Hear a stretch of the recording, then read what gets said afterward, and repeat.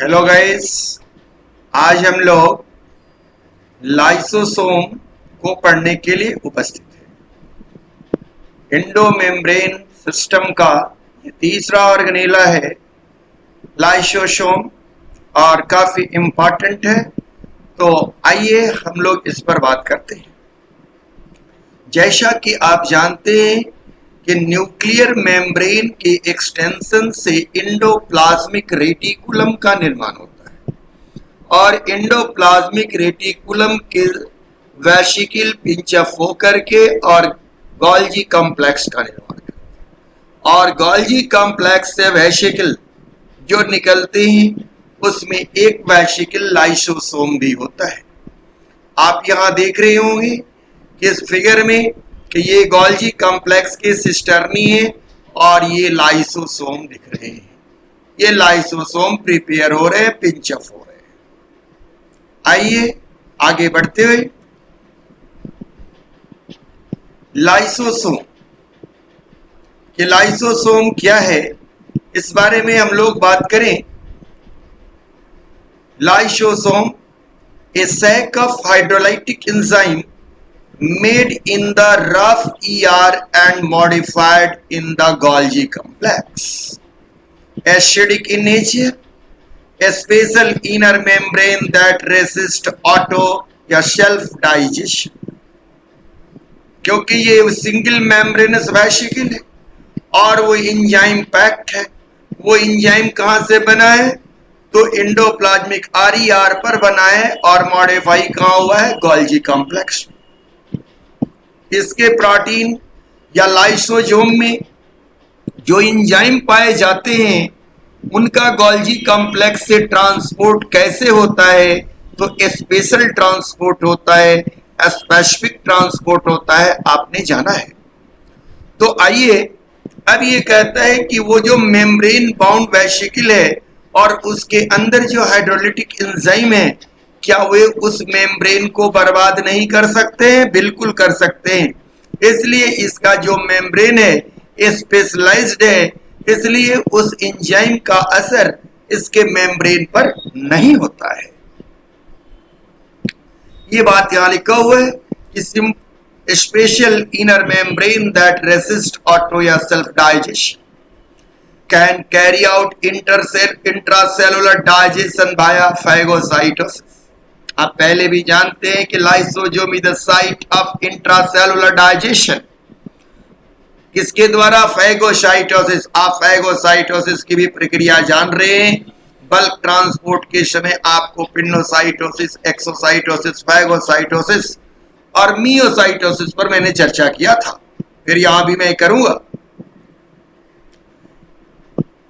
Infolding of membrane around the object. How can phagocytosis को समझा रहे हैं कि किस प्रकार मेम्ब्रेन फोल्ड होता है और ऑब्जेक्ट को निगल जाता है। Phagocytosis of membrane bound food vacuole.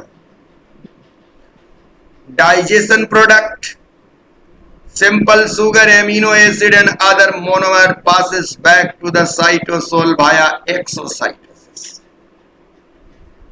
Cell engulf कर लेगा इंडोसाइटोसिस के द्वारा, जिसमें वो फैगोसाइटोसिस हो सकता है या पिनोसाइटोसिस हो सकता है, और सेल के अंदर लाइसोसोम उसे डाइजेस्ट कर देगा और जो रिमेनिंग वेस्टफुल प्रोडक्ट्स होंगे उसको क्या किया जाएगा? एक्सोसाइटोसिस के द्वारा बैक कर दिया जाएगा। ये नट सेल में लाइसोसोम की बातें हमने आपसे की। लाइसोसोम की discovery and occurrence. The lysosome were first reported by Belgian cytologist and the biochemist Christensen de Duve in 1895. In 1956, Novikov observed lysosome in the cell under the electron microscope। ये देखिए यहाँ थोड़ी गलत हो गई, 19 हो गई, इसको सुधार दे।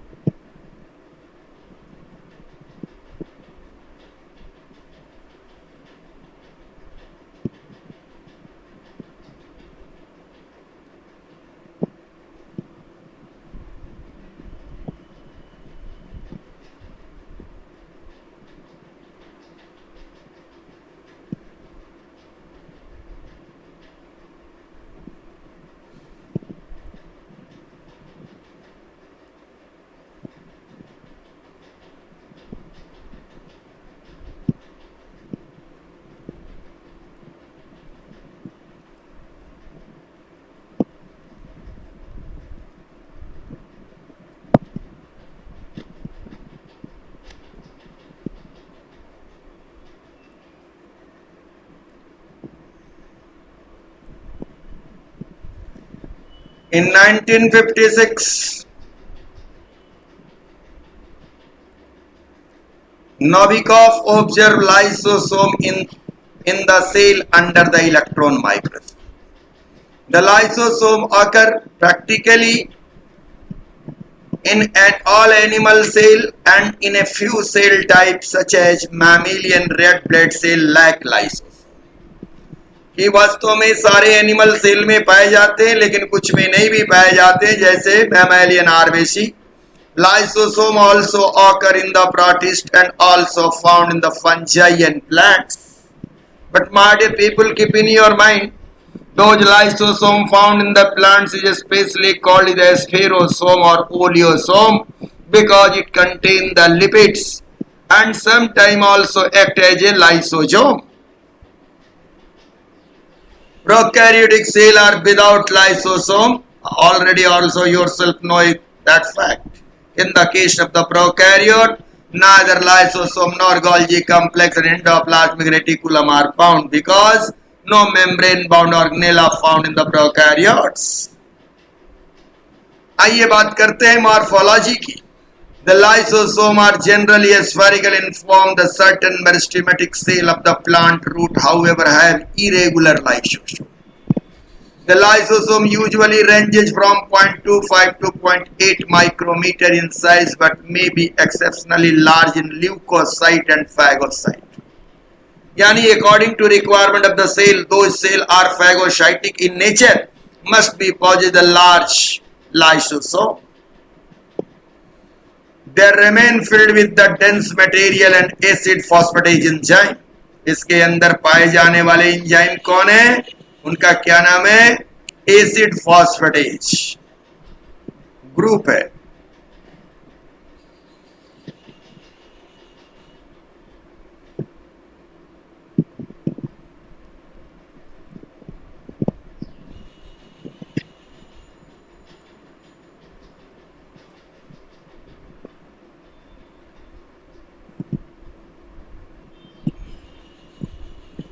They contain different kind of the hydrolytic enzyme including lipase which digest lipid, amylase which digest carbohydrate, protease which digest protein, nuclease which digest nucleic acid.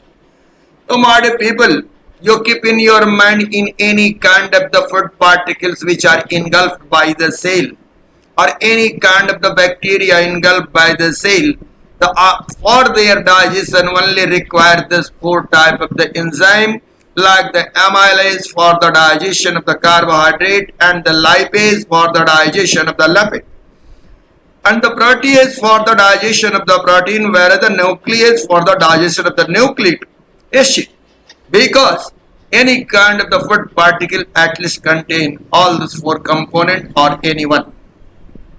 That's why if the all kind of the enzyme are available within inside of the lysosome which are important for the digestion, that's why it is the proof that the lysosome is the important for the intracellular digestion. Lysosome are involved in the digestion of the macromolecule during endocytosis, phagocytosis and autophagy. आप endocytosis समझ रहे हैं, phagocytosis समझ रहे हैं, लेकिन autophagy नहीं समझ रहे. मैं तुरंत समझा रहा हूं. कहता है कि लाइसोसोम का काम क्या है? मैक्रोमोलिक्यूल का डाइजेशन करना. और किस प्रक्रिया के अंतर्गत? Endocytosis, phagocytosis and autophagy. The size of lysosome very from 0.1 to 0.12 μm at pH 4.8. The interior of the lysosome is acidic compared to the slightly basic cytosome. Generally किताबों में pH 5 लिखा रहता है, लेकिन रियल क्या है? pH 4.8 है. कि लाइसोसोम के अंदर देखिए, यही देखिए यहाँ लिखा है pH 5 कि लाइसोसोम के अंदर का pH क्या है? 5 है. और साइटोसोल का pH क्या है? 7.2 है. कई बार ये सवाल पूछा गया है, ओलंपियाड में पूछा गया है. तो लेकिन जाने अगर रियल अगर रहे तो कितना है? ये 4.8. लेकिन आप याद रखने के लिए आप याद रखते हैं pH कितना है? 5. This pH differential is maintained by proton pump. याद होगा आपको, प्रोटॉन पंप सेकेंडरी पंप है. by proton pump ion from the cytosol across the lysosomal membrane using the proton pump and chloride ion channel.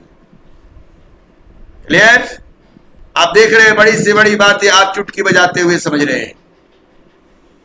तो वैसा मेरा मानना है कि सब्जेक्ट में अगर आपको इंटरेस्ट लेना है तो कैसे स्टेप वाइज चलना है, क्योंकि आप फाउंडेशन के बच्चे हैं. यादें शुरू में आपको परेशानी हो रही थी कि क्यों पढ़ा रहे हैं ऐसे. मैं अब समझता हूं कि आपको धीरे धीरे स्टेप और 2-3 लेक्चर की बात है, इसके बाद फिर आपकी गाड़ी फुल ब्लोन करेगी. और अब बायोलॉजी में जहां भी जो चाहिएगा आराम से समझिएगा और आराम से पढ़िएगा.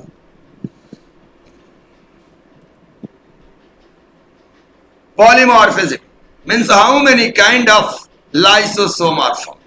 ये लाइसोसोम कितने तरह के पॉलीमॉर्फिज्म शो करता है, एक से विभिन्न रूपों में पाया जाता है. कितने रूपों में पाया जाता है ये देखिए. The following type of the lysosome have been observed in the different cell and different stage in the same cell. Primary lysosome, secondary lysosome, residual body और autophagic vacuole. कितने तरह के हुए? 3 तरह के.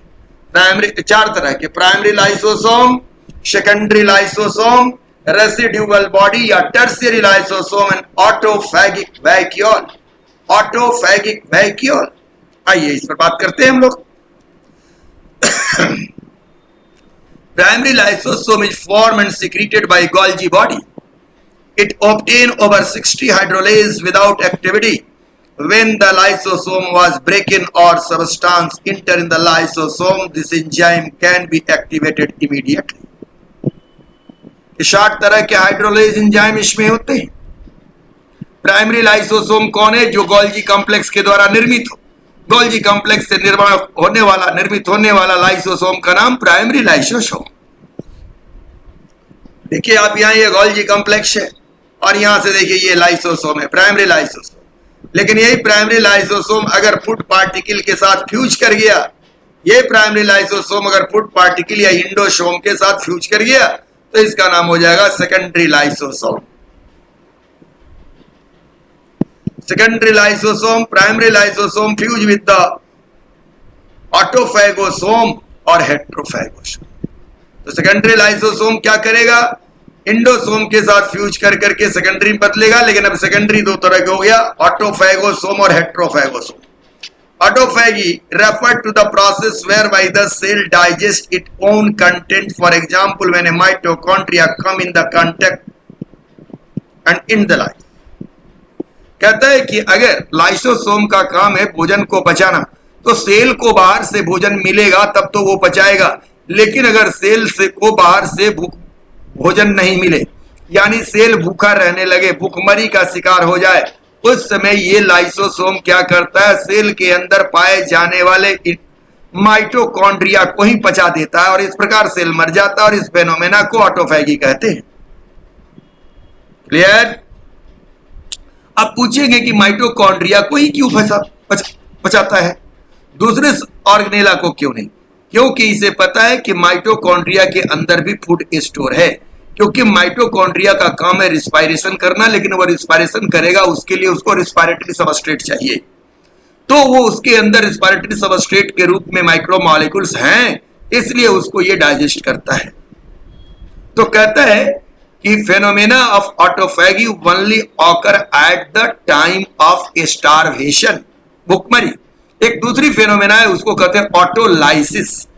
व्हेन सेल बिकम ओल्ड, जब cell बूढ़ा हो जाता है, बीमार हो जाता है, तो ये लाइसोसोम ही सेल को डाइजेस्ट कर देता है. तो इसे हम लोग कहते हैं ऑटोलाइसिस. तो ऑटोफैगी और ऑटोलाइसिस दोनों 2 चीजें. ऑटोलाइसिस जब कब होगा? जब सेल प्रोग्रामिंग डेथ होगा. सेल प्रोग्राम डेथ, जिसे कल हमने एप्टोसिस के नाम से जाना था. हेट्रोफैगी refer to the process where the lysosome in the intercellular digestion of the material gathered from outside of the cell by the some kind of the endocytic mechanism. Clear? कहता है कि ऑटोफैगी हुआ कि अपने सेल के ऑर्गेनेला को ही पचा दिया, लेकिन बाहर के जो मटेरियल आते हैं इंडोसाइटोसिस के द्वारा, उनके पाचन को क्या कहा जाता है? हेट्रोफैगी. अब ये बाहर से जो मटेरियल आते हैं इंडोसाइटिक मैकेनिज्म के द्वारा तो हेट्रोफैगी उस आधार पर दो तरह के हो सकते हैं, फैगोसाइटोसिस और पिन्नोसाइटोसिस।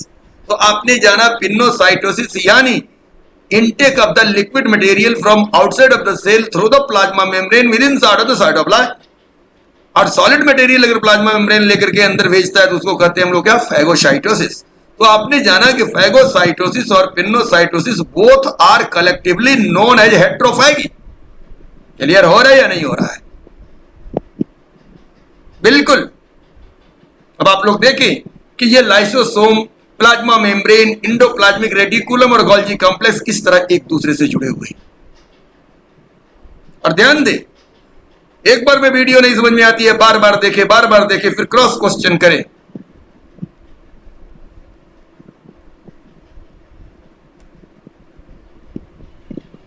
आइए, तो प्राइमरी और सेकेंडरी लाइसोसोम की बात अभी आप लोगों ने समझा।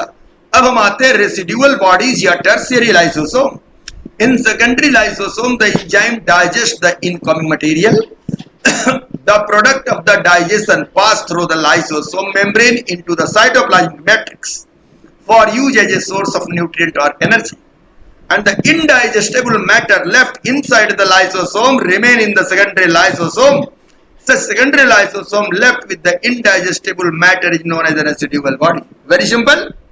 कि अगर जो गोल्जी कॉम्प्लेक्स से पहला जो लाइसोसोम बना वो प्राइमरी लाइसोसोम कहलाया, और यह जो प्राइमरी लाइसोसोम है जब इंडोसोम के साथ या पिन्नो के साथ जब फ्यूज किया तो फ्यूज करके सेकेंडरी लाइसोसोम बनाया। अब सेकेंडरी लाइसोसोम के अंदर एंजाइम जो लाइसोसोम के वो क्या करेंगे, मटेरियल को डाइजेस्ट करेंगे। तो सारे मटेरियल फुल्ली नहीं डाइजेस्ट होंगे, तो जो मटेरियल माइक्रो मॉलिक्यूल में बदल गए वो धीरे से साइटोप्लाज्म में चले जाएंगे, लाइसोसोम से बाहर निकल के, जो सेल को एनर्जी देंगे, सेल को न्यूट्रिएंट देंगे। और अनडाइजेस्टेबल मटेरियल जो है वो रिमेन सेकेंडरी लाइसोसोम में बचे रह जाएंगे, जिन्हें हम लोग रेसिडुअल बॉडीज कहते हैं या टर्शियरी लाइसोसोम कहते हैं। इसका भी इफेक्ट क्या होगा, तो ये अब बाहर की ओर सेल के बाहर फेंक दिया जाएगा एक्सोसाइटोसिस के द्वारा।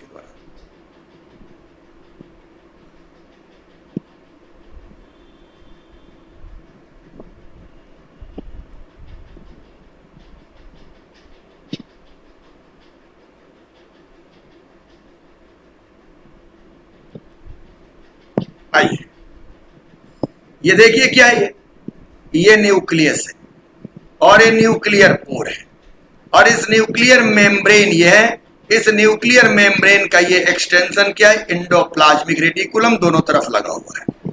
ये इंडोप्लाज्मिक रेटिकुलम क्या बना रहा है, गोल्जी कॉम्प्लेक्स। ये गोल्जी कॉम्प्लेक्स क्या बना रहा है, प्राइमरी लाइसोसोम। अब ये प्राइमरी लाइसोसोम को देखिए आप, ये प्राइमरी लाइसोसोम, ये फैगोसाइटोसिस हो रहा है इधर से, और ये इंडोसोम आया, इंडोसोम के साथ प्राइमरी लाइसोसोम, ये प्राइमरी लाइसोसोम मिला, और यहां से इधर से इंडोलाइसोसोम। तो इस तरह से ये इंडोलाइसोसोम और प्राइमरी लाइस दोनों मिलके क्या बना जाएगा, सेकेंडरी लाइसोसोम। क्या बना लेगा, सेकेंडरी लाइसोसोम।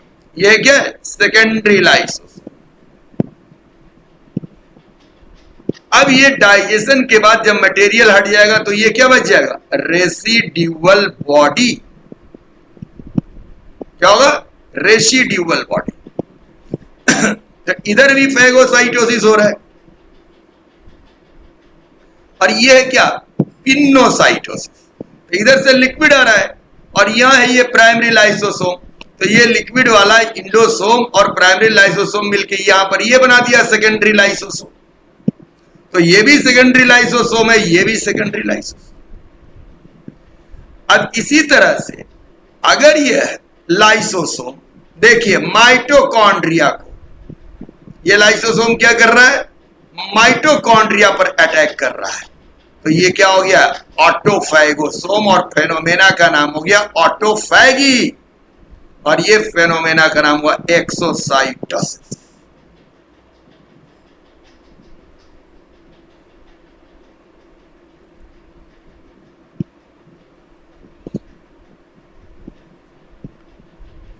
ऑटोफैगिक वैक्यूल या ऑटोफैगी पर बात करते हैं। A cell may digest its own organelles such as the mitochondria and the endoplasmic reticulum. This process is called autophagy. Primary lysosome fuse together about the damaged or the unwanted organelles, forming the large sac known as autophagic vacuole. The enzyme of the lysosome digests these organelles. बातें समझ में आई या नहीं आई?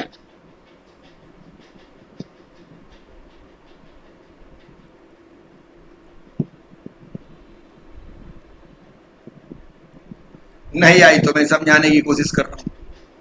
देखिए ये क्या है, Golgi complex है, इससे निकल रहा है लाइसोसोम, इधर भी निकल रहा है लाइसोसोम, और लाइसोसोम ओल्ड और डैमेज ऑर्गेनेला को पकड़ रहा है और इसको डाइजेस्ट कर रहा है।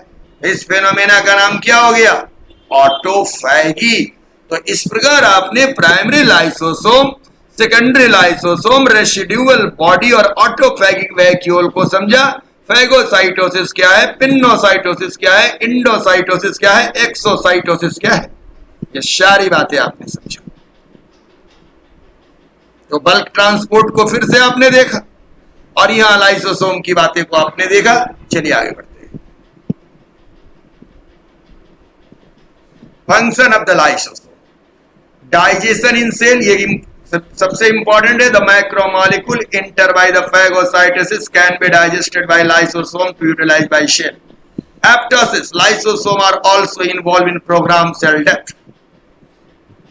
ऑटोलाइसिस समझा चुके हैं, which is the catabolic process involve degradation of the shell own component. This is the reason why the lysosome are often called suicidal bag या suicidal sac। इस पर भी मैं बात आपको करता हूं, पहले ये आगे देख ले। Defence, the macrophage kill pathogen using it lysosome, क्योंकि मैक्रोफाज इनगल्फिंग सेल जो भी होते हैं उनका काम क्या है? बैक्टीरिया और पैथोजन को इनगल्फ करना। तो इनगल्फ तो वो कर लेंगे, लेकिन उनके अंदर उनका डाइजेशन कौन करेगा? Lysosome. Regulation of the endocrine, thyroglobulin can be digested by lysosome as thyroxine. इसलिए आप लोगों ने कभी कभी पढ़ा होगा कि टेडपोल लार्वा जिस पानी में रह रहे हैं उसमें अगर आयोडीन डाल दिया जाए तो वो तुरंत उनकी मेटामॉर्फोसिस हो जाती है, क्योंकि थायरोग्लोबुलिन अगर को थायरॉक्सिन बनना है तो थायरॉक्सिन उसके लिए आयोडीन चाहिए, और ये लाइसोसोम क्या करेगा? थायरोग्लोबुलिन को थायरॉक्सिन में वहां बदल देगा। Formation of acrosome of sperm, spermatozoa में जो हेड होता है स्पर्म, जिसका नाम होता है स्पर्म हेड, जिसको एक्रोसोम कहते हैं, उसका निर्माण में कौन भाग लेता है? Lysosome. Acrosome help sperm to enter ovum, repair the damage to the plasma membrane, plasma membrane के डैमेज को भी रिपेयर करने का काम करता है। They serve as membrane patch and help the sealing the wound of the plasma membrane. ये सारे इंपॉर्टेंट वर्क है। इसके अलावा देखिए ये नट सेल में जानने के लिए भी आपको बताएं, जो कि और भी कुछ इंपॉर्टेंट है। पहला, intracellular digestion, autophagy, cholesterol transport, antigen presentation, bone matrix reabsorption, pathogen entry, membrane resealing. Bone matrix reabsorption आपने पढ़ा होगा कि बोन सेल 3 तरह के होते हैं, ओस्टियोब्लास्ट, ओस्टियोसाइट और ओस्टियोक्लास्ट। जिसमें ओस्टियोक्लास्ट को हम लोग कहते हैं बोन रिमॉडलिंग सेल, वो बोन को रिमॉडल करता है, बोन को रीएब्जॉर्ब करता है। तो कैसे? तो ओस्टियोक्लास्ट में लाइसोसोम है जो सेल को, अनवांटेड सेल को खा जाता है, जिससे बोन का रिमॉडलिंग हो जाएगा। एंटीजन प्रेजेंटेशन कैसे होगा? मैक्रोफाज जो है वो इम्यूनोजेनिक एंटीजन प्रेजेंटेशन में भाग लेता है और मैक्रोफाज के अंदर लाइसोसोम होता है। कोलेस्ट्रॉल के ट्रांसपोर्ट में ये भाग लेता है, क्योंकि ये इसके अंदर जैसो लिपिड के मटेरियल भी पाए जाते हैं। तो इस तरह से आपने नट सेल में इसके फंक्शन को देखा। अब आइए आगे बात करते हैं कि क्या है सुसाइडल बैग।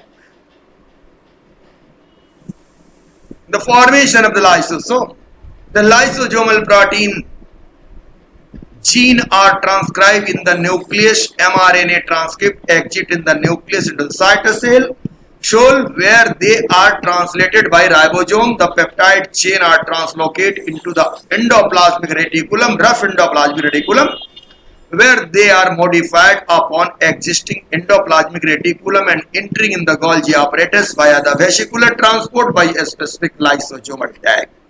उस टैग का नाम क्या है? गोल्जी कॉम्प्लेक्स में भी इस बात को बोले थे, मैनोज 6 फॉस्फेट। इसलिए इसका ट्रांसपोर्ट स्पेसिफिक ट्रांसपोर्ट है, ना कंस्टिट्यूटिव है ना रेगुलेटरी है। Is added to the peptide. This presence of this tag allowed to the binding the mannose 6-phosphate receptor in the Golgi apparatus. A phenomenon is that the crucial for the proper packaging into vesicle destined for the lysosomal system. क्योंकि अभी थोड़ा देर पहले भी बोला था, introduction में ही बोला था कि अगर गोल्जी कॉम्प्लेक्स से जितने भी वेसिकल निकल रहे वो सारे के सारे वेसिकल लाइसोसोम नहीं होंगे, उसमें से लाइसोसोम भी निकलेगा। तो लाइसोसोम स्पेशल किस तरह से इस डेस्टिनी को डिटरमाइन किया जाएगा, इसमें सबसे बड़ा रोल किसका है? Mannose 6 phosphate. याद रखेंगे, काफी अच्छा सवाल है।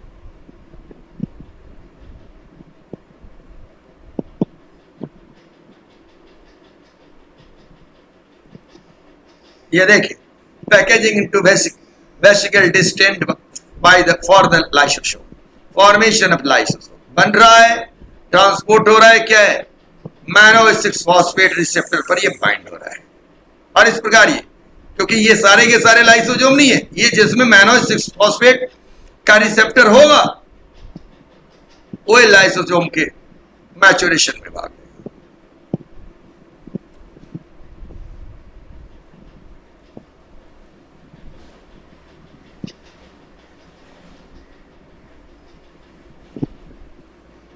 Suicidal bag.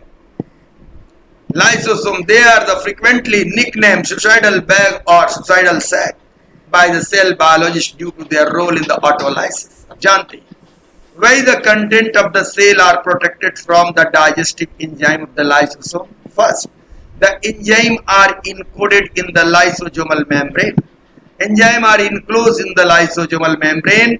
Second, the enzyme were to leak out of the lysosome, they would not be active at a neutral pH of cytosol.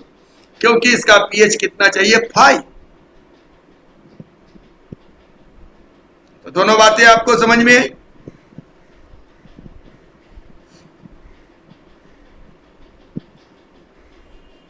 देखिए, यह है गोल्जी apparatus और इससे निकला हुआ क्या है? Primary lysosome. अब ये प्राइमरी लाइसोसोम क्या है? आगे बढ़ के इंडोसोम से मिलके क्या बनाया? Secondary lysosome. और इधर ये चला गया तो क्या करेगा? ऑटोलाइसिस।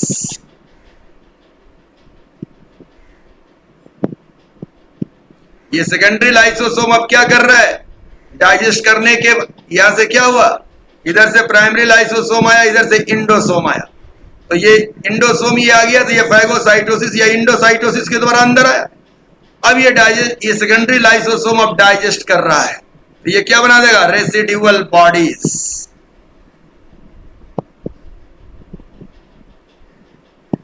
अब ये रेसिड्यूअल बॉडी से क्या होगा कि अब इसकी जो मटेरियल सेल के अंदर आनी होगी, सेल के अंदर आ जाएगा, बाकी क्या होगा? बाहर की ओर निकलेगा। तो ये एक्सोसाइटोसिस आपने देखा। यहां क्या देखा?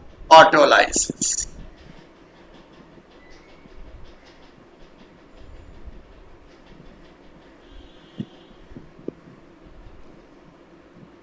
वहां ऑटोलाइसिस था, यहां ऑटोफैगी।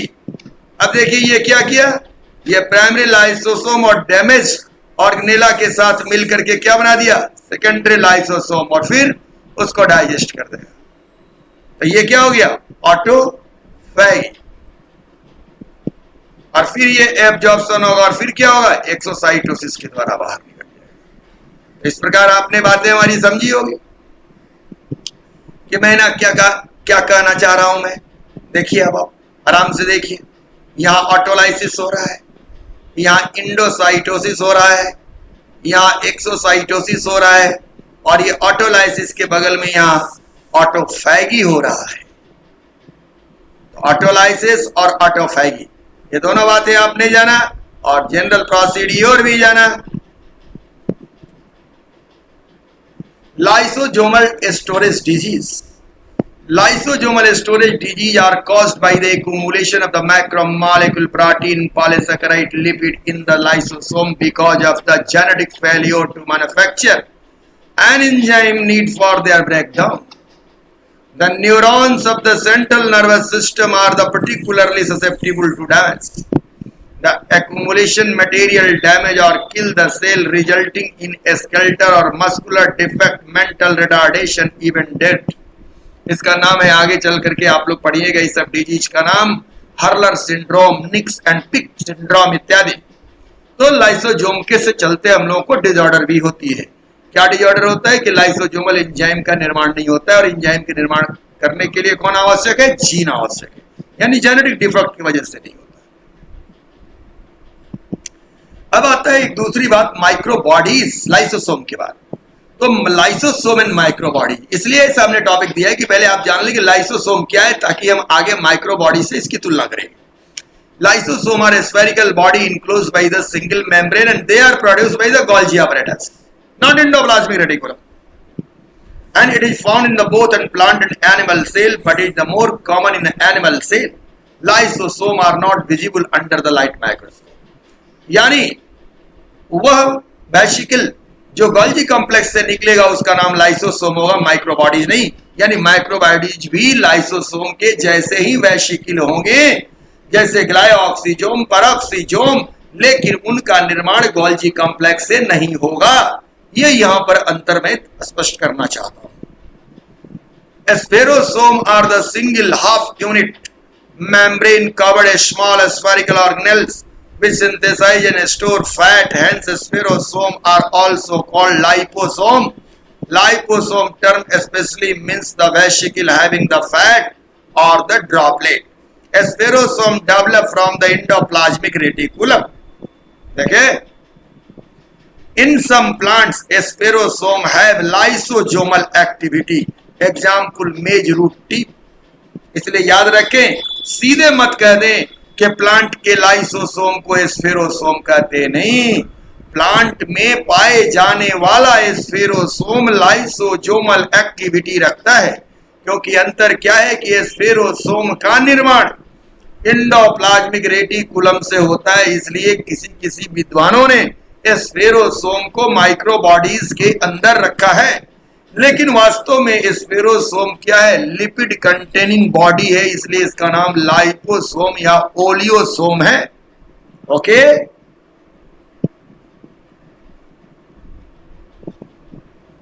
एनसीईआरटी क्या कहती है लाइसोसोम के बारे में?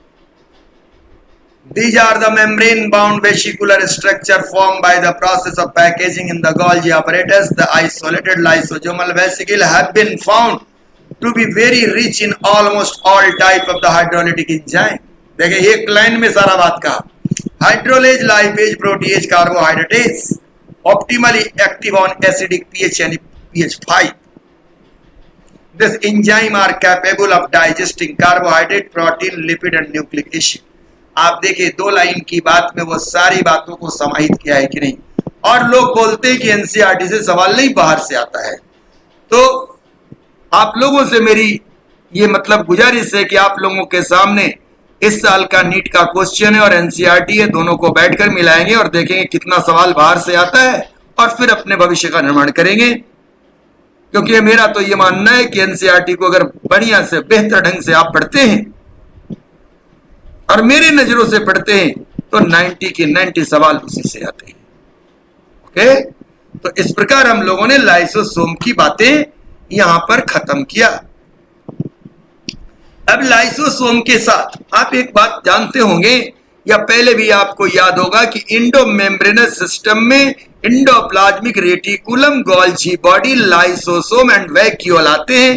तो आइए थोड़ी सी बात बहुत वैक्यूल पर मैं करता हूं, दो line. Vesicle within the cytoplasm of a cell enclosed by a membrane and typically containing fluid, but vacuole are larger than vesicle. तो ये वैक्यूल क्या है? अपने आप में अलग चीज है, लेकिन इंडोमेम्ब्रेनस सिस्टम क्या ही है। क्या है ये? सेल के अंदर पाया जाता है और इनक्लोज रहता है मेम्ब्रेन टिपिकली कंटेनिंग फ्लूइड, और इसके फ्लूइड जो रहते हैं वो वैक्यूलर सैप कहा जाता है, इसके मेम्ब्रेन को टोनोप्लास्ट कहा जाता है, और ये वेसिकल से बड़े होते हैं। Type of vacuole: contractile vacuole, put vacuole, storage vacuole, contractile vacuole found in protist, especially in amoeba for the reading of the cell of excess water. Put vacuole from phagocytosis fuse with the lysosome for digestion. अब देखे food vacuole इंडोसोम को ही आपने यहां पर क्या कह दिया? Food vacuole, कि food vacuole from phagocytosis fuse with the lysosome for digestion. Storage vacuole such as the nutrient or ion. Plant vacuole contain not only water, sugar and salt and also pigment and toxic material. Function क्या है? Plant cell have the large vacuole occupying the central region of the shell, approx 80% of the cell volume. They provide the structural support, disposal of waste product, storage of pigment and nutrients, help in growth, also maintain the turgor pressure of cell. कई कोई समझाने वाली बात है तो आप हमसे कहिए। The animal cell contain numerous small vacuole, those function in storage and transport, exocytosis and endocytosis. Clear? ये छोटी सी बात है। आइए देखते हैं आपकी एनसीईआरटी अब क्या कहती है। The vacuole is the membrane-bound space found in the cytoplasm. It contains water, sap, excretory product, and other material not useful for the cell. The vacuole is bound by the single membrane called the tonoplast. In the plant cell, the vacuole can occupy up to the 90% of the volume of the cell. In plant, the tonoplast facilitates the transport of the number of the ion and other material against the concentration gradient. देखिए important बात, against concentration gradient into vacuole. याद रखेंगे हमेशा, why it is their membrane is called tonoplast. तो tonoplast की क्या importance है आपने देखा। Hence their concentration is significantly higher in the vacuole than the cytoplasm. In amoeba, contractile vacuole is important for excretion in many cells. In protista, food vacuole are formed engulfing of the food from particles. सारी बात लिख रही है या नहीं?